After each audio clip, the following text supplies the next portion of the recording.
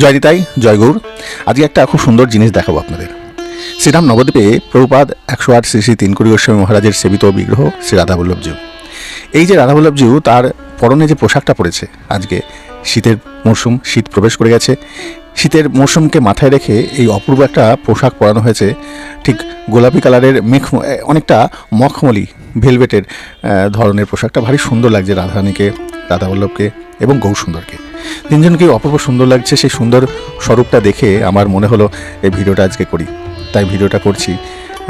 এত সুন্দর লাগছে রাধাবল্লভের পোশাকটা, এবং ঠান্ডার মরশুমে আমার প্রভুর গায়ে যাতে ঠান্ডা না লাগে, শীতের অনুভবটা যেন না প্রবেশ করে শরীর অঙ্গে, তাই জন্য এই সুন্দর অপূর্ব পোশাক প্রভুকে অপূর্ব সুন্দর দেখাচ্ছে। পোশাকে ভালো, দারুণ মানিয়েছে।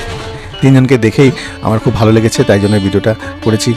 ভিডিওটা আপনাদের কেমন লাগছে সেটা অবশ্যই কমেন্ট করে জানাবেন।